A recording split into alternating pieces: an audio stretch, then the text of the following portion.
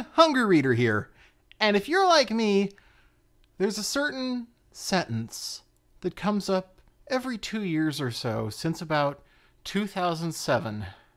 And every time it does, it blinds you with PSTD rage. And that sentence is... just turn off your brain and enjoy it! I didn't like the Michael Bay Transformers movies. At least the first three. I haven't seen the fourth yet. But that's okay, because the movies don't need my approval. They're doing fine on their own. Now, whether these incredible box office numbers are because there's some real movie magic going on here, or maybe because the world loves Transformers and wants to watch any movie about them, I can't say. All I can say is, these are some really unequivocally bad movies. The visuals are totally garbled, the character development is non-existent, and the messages presented range from nonsensical to toxic.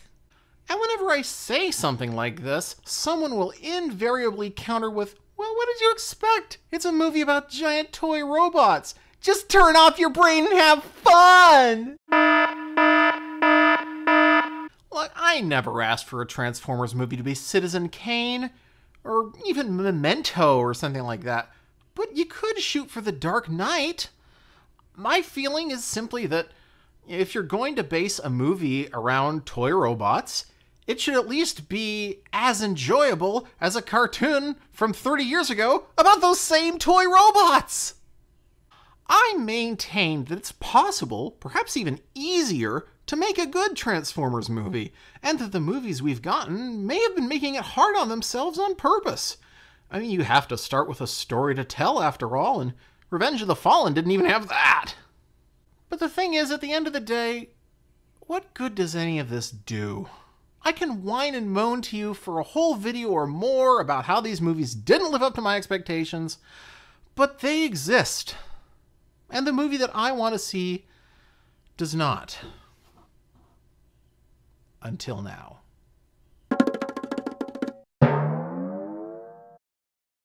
If you've been watching me, by now you're used to seeing me explore books that are anything from nostalgic to archaic.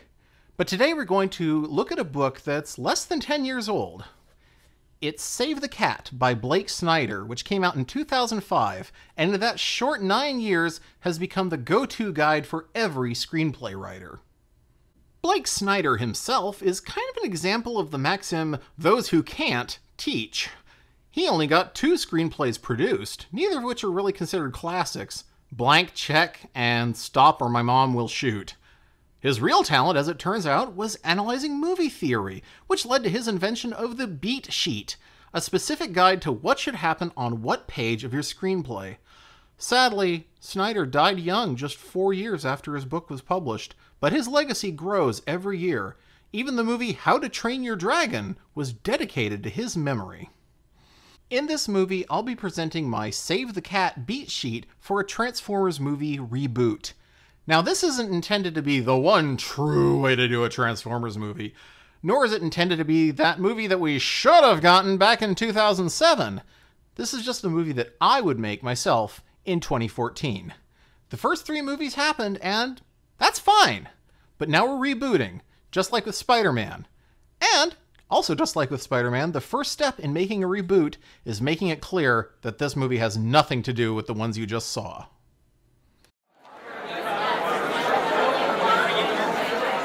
On the Save the Cat beat sheet, the opening image on page 1 is a snapshot of the world as it stands before the events of your movie.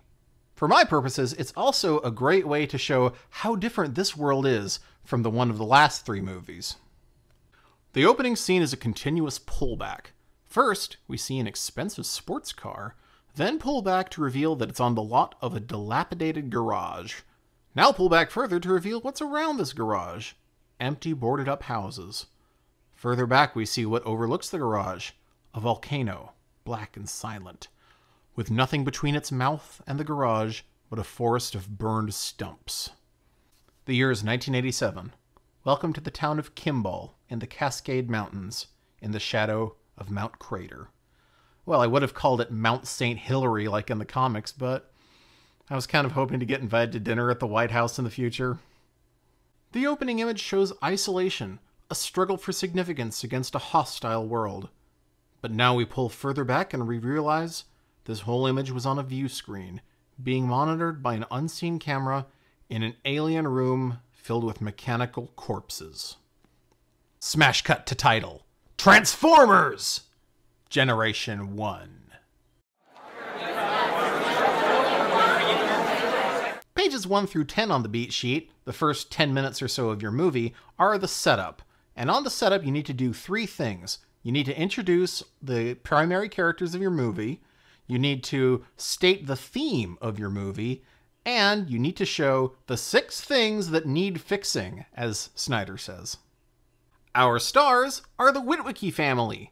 But wait, aren't those the worst characters to ever appear in any movie ever? Yes, they are. So it's important to indicate that these are absolutely not the same Witwickies.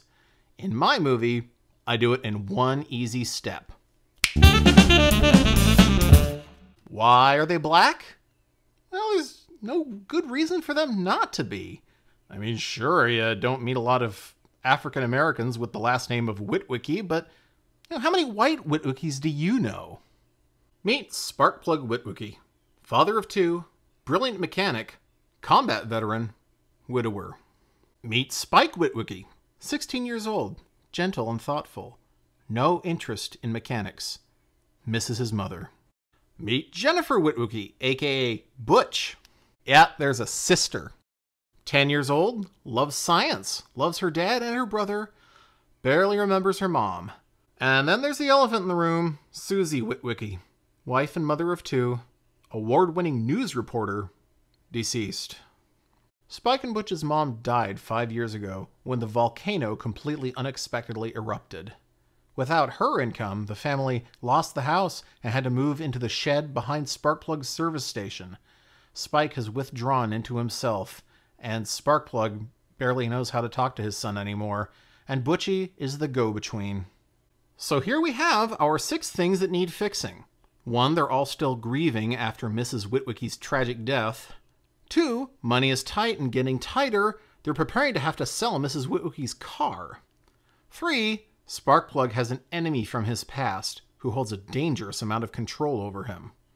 4, Sparkplug can't relate to his son because machines are all he knows. 5, Spike wants to escape his father's fate. He sees the garage as a dead end. And 6, Butchie only feels welcome at home because she's ostracized by other girls for her tomboyishness, since she barely ever had a mother. All that just in the first 10 minutes of the film. But what's the theme that we have to state in this movie? It comes up for the first time when Spike complains about having to run the service counter while his dad fixes cars. We're stronger together. Save the Cat says, you have to pick your theme early on in the movie, and then don't be shy about yelling it in the audience's face. It has to stick in their head like a good advertising slogan. I mean, you know what it is that comes with great power, right? In our setup, we see the Witwicky's home life and the problems inherent. Spike and Sparkplug butt heads over one thing or another, and Butchie has to smooth things over. By now, you might well be asking, where does this cat come in? The title Save the Cat comes from Snyder's rule that we have to give the audience some reason to root for the hero, even if it's something as simple as seeing him save a cat. Spike, our hero, is sullen and self-absorbed at first, but he saves the cat when he sits down to play Nintendo with his sister and even lets her win. Well, here, let me show you. You just take it out and you blow on it. Wow, even Dad couldn't fix that! The next day, the kids head to school early for a big school trip, and this is what leads us into page 12, the catalyst. The catalyst is what kicks the story into action. In my movie, there are actually 2 rather coincidental catalysts that happen at the same time. And like I said, it doesn't have to be Citizen Kane. Spike and Butchie's field trip is actually to the volcano itself, which is opened for visiting for the first time this week after the eruption that killed their mother. Spike is understandably not eager to go, but Butchie has been so excited that he's actually brought along a couple of pieces of equipment from her mother's things, a camcorder and a tape recorder. Spike gets angry, and the ensuing shouting match makes Butchie flee, and Spike has to leave the group to find her. Meanwhile at home, Sparkplug is working on an expensive sports car, the one that we saw at the beginning, which he hopes will bring in some much needed profit, but his hopes fail when he learns who owns the car. Meet Colonel Mickey Howell, Sparkplug's former commanding officer when he served in Vietnam. He is our villain. Another rule that Snyder cites in his book, a useful trick for building character, is make the bad guy badder.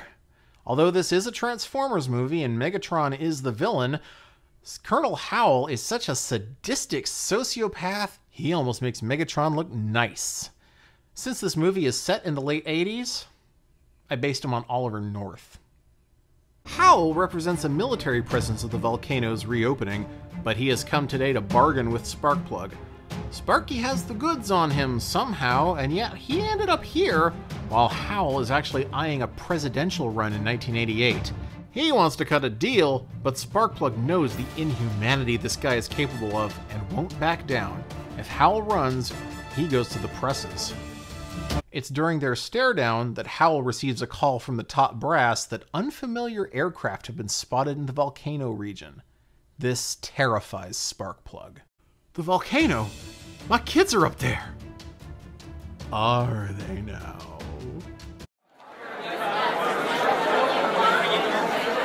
Pages 12 through 25 on your beat sheet are what Snyder calls the debate.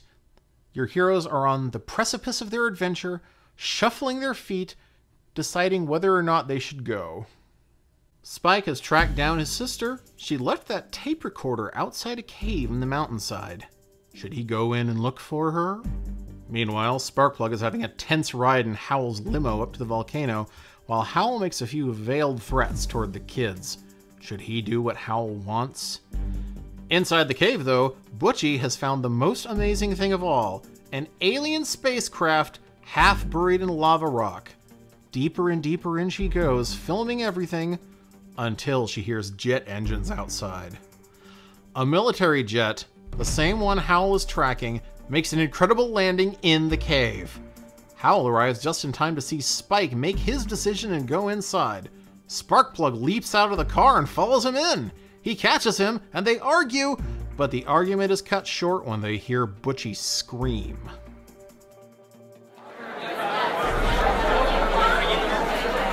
Now we're at page 25, what Snyder calls the break into Act 2. This is where the answer to the debate becomes yes. Yes, Spike is going in after his sister. Yes, Sparkplug is more afraid for his kids than he is afraid of Howell. And yes, they're going to do it together. Page 25 is where your hero must make the conscious decision, not be dragged into it, to enter the strange and unfamiliar world of Act 2. A world transformed, where things are not what they seem. Butchie is in the shovel of a backhoe, seemingly captured. They grab her and flee, but not alone. A huge humanoid figure exits the cave, and we get our first look at Megatron, who looks over the city and says, "This is not like our world, except in that it is ours." Howell panics and unloads his clip into Megatron, who isn't impressed. Out come the other Decepticons. At this point, there are only 6. Megatron, Starscream, and Soundwave are our star bad guys. The others are Ratbat, Scavenger, and Reflector, each of whom has a specific job that we'll get to later. And just as the Decepticons are about to exterminate the whole family, the phrase you've been waiting to hear: "Autobots, transform and roll out!" 4 more vehicles roll out of the cave: a flat-nosed tractor trailer, a police car, Howell's expensive sports car, again, and Sparkplug's wrecker truck. And here are our defenders. Optimus Prime, of course, Hot Rod, Prowl and Grimlock. But how did they know to come out here? They got a distress call from that camcorder and tape recorder, who are now Perceptor and Blaster. This is based on one of the few things that I actually like about the Michael Bay movies, which is the expansion of the size range of Transformers characters. They don't all have to be giant robots. However, those movies danced around the whole size-changing thing and they still fumbled it. So we're going to take it on from the beginning this time. Perceptor and Blaster can shrink, but they don't have the energy to return to normal size. So they have special chibi robot forms for now. In fact, no one has the strength to fight for long, not even Megatron. So after just a few exchanged punches and a lot of posturing and threats, the Decepticons retreat. Prowl wants to chase and arrest them, but of course they need fuel themselves.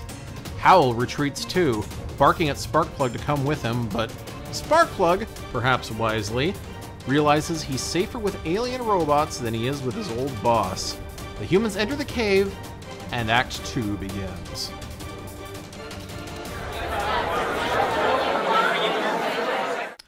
Page 30 of your script is very important because it's the beginning of what Snyder calls the promise of the premise. It's what people came to see in the first place, which is, in our case, robots in disguise. It's where you have all the fancy set pieces and where you have the funny parts, the parts that make great trailer moments. The Autobots, being adventurers at heart, are all curious about what the humans are. They've never seen non-mechanical life forms before. Also curious is their ship, whose name is Ark. Yes, the ship is a Transformer. Why would they fly around in a ship that couldn't fly itself? That's like riding a dead horse. Optimus Prime explains their problem. They were seeking energy when Megatron boarded the ship and attacked, causing them to crash into Earth an unknown time ago. Ark only just started repairing the crew, but it was an involuntary response on her part. She had also repaired the Decepticons. Now we cut to the Decepticons for a little bit of personality development on their parts. Yeah, Decepticons have personalities. Did you know that? While Scavenger struggles to win some acclaim by building them a temporary base, Starscream snipes at Megatron behind his back, only for Soundwave to record his words and tattle on him. Megatron dismisses it though. Their fuel situation is too grave to pay any heed. He orders them to split up. Starscream and Ratbat do fuel reconnaissance, while Reflector, who is quiet and thoughtful, seeks out a sufficient alternate mode for Megatron, who hasn't chosen one yet. Now back to the promise of the premise, or as Snyder likes to call it, fun and games. This is the movie's biggest set piece, the fuel run. Realizing that they're with the good guys, Sparkplug and Spike volunteer to lead the Autobots to their service station to get some gas. Blaster and Perceptor stay behind to help defend Ark, with Butchie in their care as they trade questions back and forth about their two races. Off they go to the gas station. Now, have you noticed in the existing movies how little personality time the Autobots usually get, even though they're the stars in the movie? This is largely due to the fact that it costs like $1 bazillion to make Optimus Prime say hello. In my movie, we take care of this problem very efficiently and cheaply. They talk while they drive. This is where we get some payoff for their personalities. Riding in Hot Rod, Spike sees his own struggle, his youth versus his father's experience, reflected in the admiring yet irreverent attitude that Hot Rod has toward Optimus Prime. Riding in Grimlock, a decision he regrets because Grimlock is a terrible driver. He's not used to having wheels. Sparkplug sees his own struggle with Howl reflected in Grimlock's disrespect for authority versus Prowl's unflinching devotion to doing things by the book. And even back inside Ark, Butchie finds part of herself in both Perceptor's interest in high culture and the arts versus Blaster's enthusiasm for pop culture and trends. A few important details get dropped here. One is that Grimlock, at least, knew they were going to Earth. Another is that Transformers have massive sexual dimorphism. There are females, but they're 10 to 100 times bigger than the males, which is why you usually see them in the forms of buildings and starships, like Ark. But back at Ark, there's another kind of fuel run being discussed. Butchie is hungry! And of course there's no fridge on the ship, and there's no one left to drive to the store. What they do have are protoforms. Protoforms were first introduced in Beast Wars, if you missed it. What they basically are blank bodies for Transformers. Perceptor in this movie explains that there's 3 important parts to a Transformer. There's the spark, which is like their soul. There's the transformation cog, which is like their heart. And then there's the protoform, which is the body. And they've got plenty of spare protoforms, and they do have a spark that isn't being otherwise used right now. With the addition of 1 protoform body and the scans taken earlier of the cars at the service station, Arc becomes a small transformer like the rest of them, and Butchie names the mini-Arc RC. She can even sort of drive her because she chose a vehicle that Butchie already knows, her mother's beloved pink convertible. Yes, it's a whole new, non-traumatic origin for RC. And with both her and Butchie in the movie, it's the first Transformers movie that would actually pass the Bechdel test in spirit. At the gas station, Sparkplug hooks Optimus up with a tanker trailer so he can bring the fuel back to the Ark and revive more fallen Autobots. Just a couple of miles away, though, Butchie and her 3 Autobot friends are joyriding through town on their way to Mr. O's, the drive-thru that's the hot spot for all the teens in town. The drive-thru has a new attraction, though. A new arcade game that no one's seen before, and it's called Rat Bat. Now we're at page 55, the midpoint. At the midpoint, you raise the stakes. This is where the bad guys start to regroup, and everything turns upside down for the heroes. But before that, you have the false happy ending, where it seems like everyone's troubles are over. They've got the fuel, the Decepticons don't. Everything's gonna be great, right? Wrong. As they drive back to the crash site, Ratbat sneaks up and drains the fuel out of the truck. Yeah, all of it, or as much as he can get before Megatron calls him back. Something interesting is happening. After panicked calls to the Pentagon to call in multiple favors, Colonel Howell has returned with a small military presence, and they've found the Decepticon camp. This is kind of a personal thing for me about the Transformers movies that I want to get straight in my movie, because there are a lot of characters in the existing Transformers movies who actually, there are Transformer characters who actually get killed by humans, like Starscream and Blackout and Devastator. This is bull! Humans don't kill Transformers. Autobots kill Decepticons. Decepticons kill Autobots. Humans stay the hell out of the way! Unless they have the inside track somehow. Filled with jingoistic bluster, Howell orders the military to open fire on Megatron. They hit him with everything! Except everything's not enough! Even low on fuel and unable to fire back, Megatron is unharmed by anything the humans throw at him. Yet he's impressed by Howell's fearlessness and orders Ratbat to bring the human to him. You wish to destroy Transformers? I can show you how. And who. Now Megatron and Howell are working together. Hiding his new alliance, Howell orders his men to bring the Decepticons materials. With the help of the eager-to-please Scavenger, Howell creates a new weapon for the US military, the Anti-Transformer Blaster, or ATB. Small enough for a human hand, but powerful enough to puncture Autobot armor. Pages 55 through 75 of your screenplay are called Bad Guys Close In, and this is where things go very sour for the good guys very quickly. The bad guys have more team spirit than ever before, and the good guys begin to lose theirs. The Autobots return to the Ark just in time to discover that their fuel is gone, and there's fang marks in the tank. Grimlock and Prowl get into a big accusatory shoving match, just in time for Megatron to arrive, with his Decepticons refueled and at full power. The Autobots are tired from the trip, but they fight bravely. However, they have 3 crippling disadvantages. 1, the Ark's defenses are down since she's now in another body. 2, Optimus is a valiant fighter, but he was never Megatron's equal. 3. Grimlock is Megatron's equal, having tangled with him back in their gladiator days, but just as Grimlock's about to take him on, Howl shoots him right in the back with the ATB, holding him right through the transformation cog.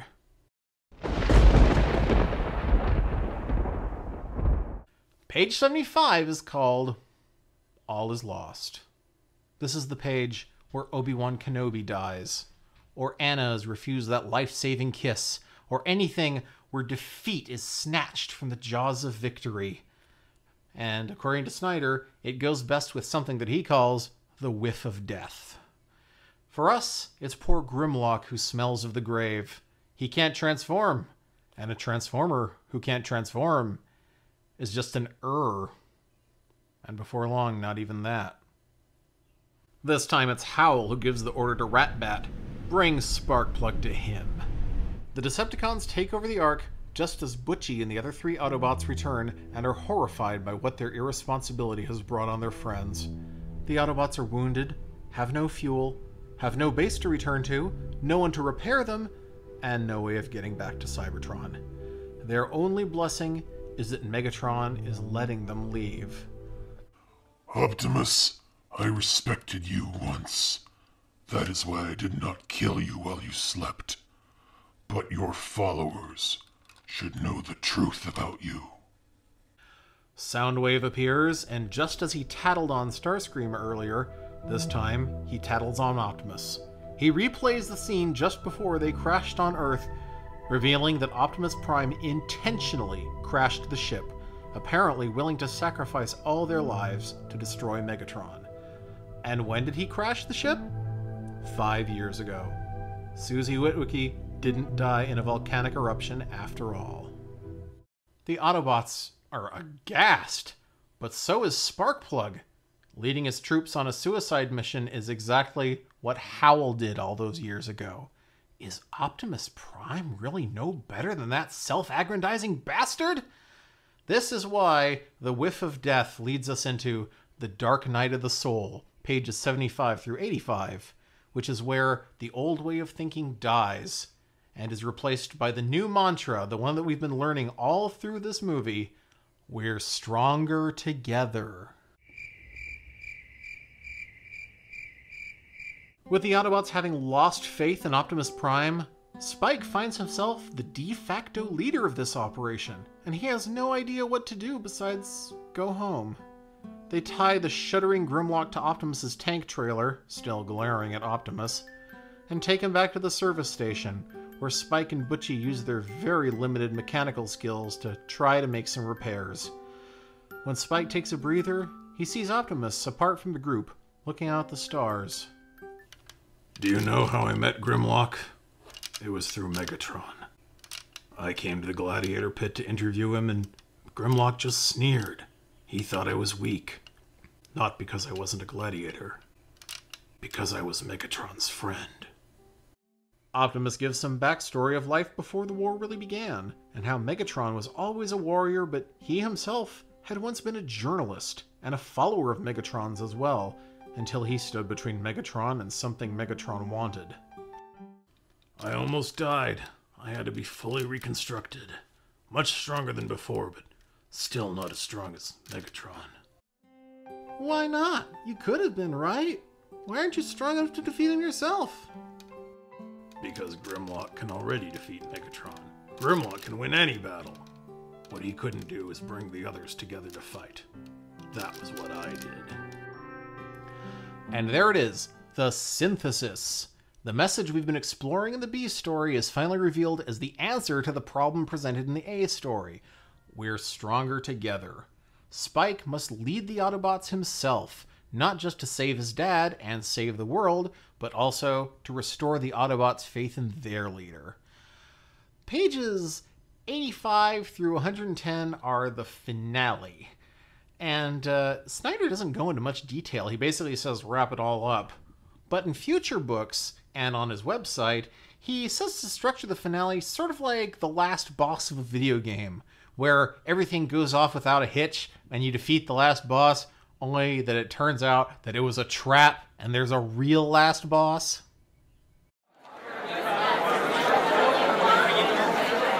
Spike's big plan to rescue his dad starts with the Autobots storming the Ark in their vehicle modes, full speed ahead, drawing the Decepticons out to blow them to bits. But it wasn't the Autobots after all. It was the cars from the garage lot, the ones they scanned to copy their vehicle modes from in the first place, including Howl's expensive sports car. Where did they get the fuel to attack with? They siphoned it out of the cars on the lot. Meanwhile, Team Butchie sneaks onto the Ark while the Decepticons are fighting, coming to rescue Sparkplug. On the way, though, they discover the changes that the Decepticons have made to the Ark, and Perceptor realizes in horror what's happening. 2 more protoforms have been activated, and they may mean doom for the city of Kimball. Now comes the part that all those fans of the previous movies have been waiting for. The really big fight at the end. The captain has turned off the brain sign. Please feel free to remove your intellect and enjoy. It's Optimus Prime, Hot Rod, and Prowl alone against Megatron, Starscream, Soundwave, and Scavenger. Those odds aren't terrible, except that Scavenger's been saving his special trick for just this moment. He activates his power core, bringing the fake Autobot cars into his control and merges with them, becoming a power core combiner. And that's why I could get away with only one Constructicon in the movie. But where's Reflector? He's using his special trick as well. He can make nearly unlimited holomatter duplicates of himself, but they're not fighting, they're harvesting energy. The Ark itself has been converted into a geothermal power plant, and it's working at maximum capacity because the volcano is about to erupt again, thanks to the earthquakes created by the newly awakened Rumble and Frenzy. The Reflector clones are bringing the energy to Sparkplug so he can fix more injured Decepticons with it, at gunpoint from a cackling Howl. Luckily, since they weren't at the fight earlier, neither Howl nor the Decepticons know about Blaster, Perceptor, and RC. The 2 small Autobots distract Howl while Butchie and RC help to liberate Sparkplug and get him out. Howl loses it and begins firing away with his ATB, chasing them out of the Ark and accidentally doing the Autobots a favor. He hits Scavenger with a stray shot, killing him and evening the odds. Yes, Scavenger is dead, but just before he dies, he gets the only thing he ever wanted. Megatron tells him he did good. Finally, Sparkplug is free to fix Grimlock's transformation cog, but he just can't get it to work. He's at a loss for what to do until Butchie makes a suggestion. Try taking it out and blowing on it. It works! Grimlock starts to transform, but because of his injuries, he can't talk so well anymore. And because his cog had to be rebooted, he's lost his wrecker truck mode and reverted to the mode he scanned before that, which was based on his very outdated knowledge of Earth. Make Grimlock kick butt! Grimlock attacks, knocking Decepticons left and right, but the real threat is growing up at the crater. Rumble and Frenzy are about to cause a catastrophic landslide and trigger a full-on eruption. The Autobots leave to stop them, but Hot Rod and RC stay behind to protect the humans. But they have to protect each other when Starscream and Howl pursue them into the Ark. Atop the volcano, the Autobots are at a major disadvantage. They can't drive with the earthquake that Rumble's making, and Frenzy is creating a hypersonic disturbance that keeps them from shooting at the twins. Yeah, for the first time in years, Frenzy gets to use that weird battle cry power of his. But while leading Starscream and Howl on the chase through the Ark, Blaster and Perceptor find the Decepticons' new energy supply. It does take a lot of energy to change sizes, after all. And suddenly Starscream and Howl find themselves very badly outnumbered. Starscream flees, and Howl is captured. With Blaster and Perceptor restored to full capacity, the tables turn as they seek out their opposite numbers in the Decepticon ranks. Blaster takes on Soundwave, and Perceptor easily finds the one real Reflector that he can take out to eliminate all the clones, which he does by throwing him at the tiny Frenzy, taking them both out. As Prowl arrests the dispatched Decepticons, putting them in stasis cuffs, the only one left is Megatron, since Starscream ran away. Grimlock gets ready to rip him apart, but it turns out Megatron is more than a match for him. He shrugs off Grimlock's attacks and focuses on Optimus Prime. You were never my equal, Prime, nor were any of your followers. I don't need to be your equal. I have friends. Optimus and Megatron finally fight it out on the rim of the volcano, and they even bring out their energy axe and flail from the original cartoon. By now, Hot Rod and RC have brought the humans up, and Howl breaks out of his restraints to grab the ATB gun and fire at Optimus. He misses, though, and hits Megatron! And the shot glances right off. Did you really think I'd give you the key to my destruction as willingly as you gave me yours? Once again, Howl has thrown his men under the bus for his own glory, except this time, it's the whole world. Spike and Hot Rod realize they have to win this for their mentors. Hot Rod has to save Optimus, and Spike has to follow in his dad's footsteps and save the world from Howl's treachery. They try to convince each other to back out, but by now they realize they're stronger together. The phrase Snyder uses for this part is dig down deep. The characters have to be willing to sacrifice everything in the name of the moral they've learned over the course of the movie. Just as Megatron is about to summarily execute Optimus Prime, Hot Rod comes roaring up, grabbing Optimus's axe and swinging it with him with the force of both their strengths together, chopping a hole in Megatron's chest armor. Which is when Spike jumps out of Hot Rod's cockpit and fires the ATB gun right at Megatron's exposed transformation cog. Megatron falls backward into the crater, transforming for the first time in the whole movie, but what he turns into we never see, because he hits the magma and there's a gigantic energy burst. The crater is sealed up again by the blast. The eruption has been prevented. End of movie? Not quite. There's still Colonel Howl. His car and his personal assistant have come to pick him up. The military knew not to get involved, of course. They thought he was a hostage, though, so he's about to get off scot-free. Suddenly, one of the Decepticons breaks free of his cuffs! It's Soundwave! But he's not attacking. He just wants to tattle one more time. He shows the footage he recorded of Howl making his deals with Megatron, hammering out what he would get in return for selling out the world. That's when Howl realizes there's a gun pointed at his head, and his sexy personal assistant is holding it. Sidney Biggles-Jones, FBI. I've been waiting 18 long months to say this to you, you son of a bitch. You're under arrest for treason.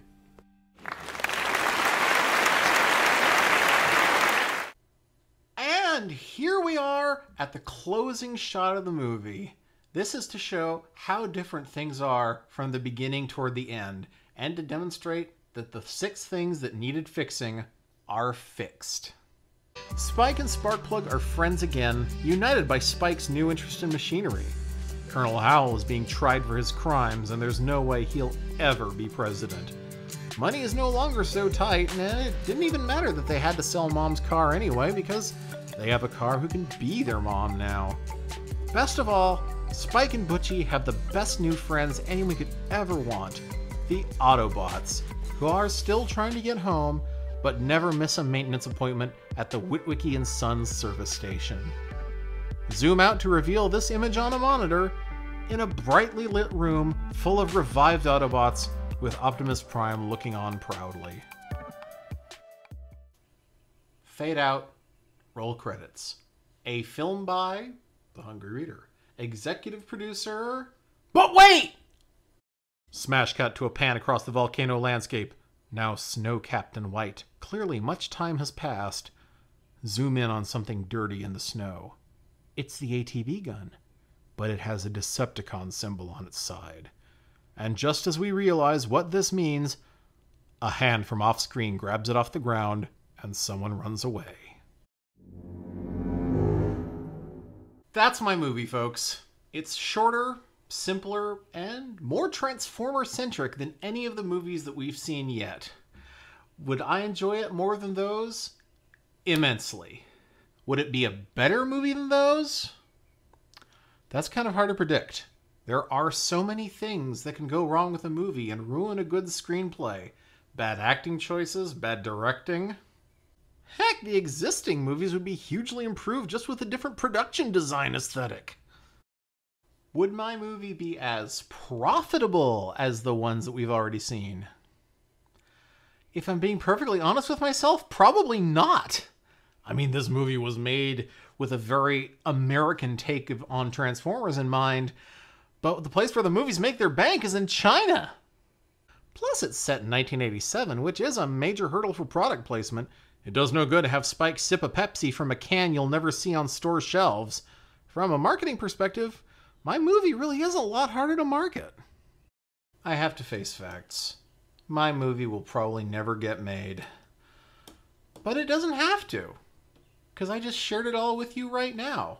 On a budget of $0 with no big name actors, all by sitting here on camera playing with my toys. And that, I think, is why I've always loved Transformers, and probably always will. Because at heart, it's not a cartoon or a comic or a movie series or anything. It's just a toy line. And the truth is, no one can tell you how to play with your own toys. You want Optimus Prime to have never died in the movie? He's still right there on your shelf. Send him on a new adventure. You want the cast of Beast Wars to meet the cast of Transformers Animated? I know I do! Let's make it happen! You want to ignore the storyline on the packaging entirely and recast the transforming robots as bosses in an imaginary video game starring some other action figure? Well, that's what I did when I was 10! Toys have no rules. Sometimes they come with a good jumping off point, but ultimately it's up to you whether this is Optimus Prime or King Alienoid I, who led his tribe to Earth in search of frozen yogurt. They may be expensive, fragile, and hyped to the rafters, but at the close of the day, toys are a storytelling tool just as much as your pen and paper.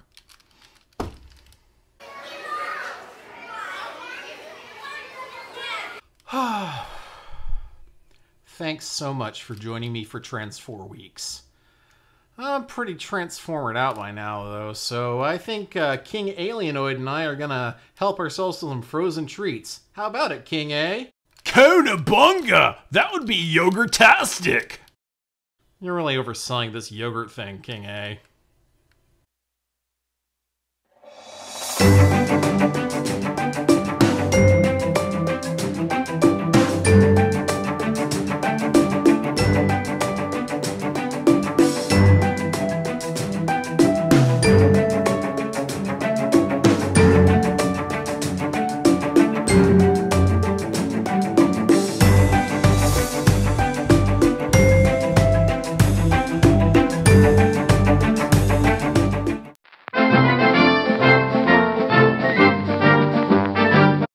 By the way, I know that there are some of you out there who actually enjoy the Michael Bay movies, so you probably wouldn't like my movie.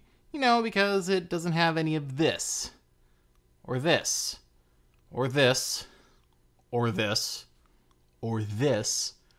Or this again. Or this again. Or this. Or this. Or this. Or this. Or this. Or this. Or this. Or this. Or this. Obviously, tastes differ. We're not all going to like the same movies, so yeah, you're entitled to your opinion. You don't have to like my movie, but, you know, it is just a toy robot movie after all, right? You just check your brain at the door when you buy your ticket, right? Maybe you should just turn off your brain and enjoy it!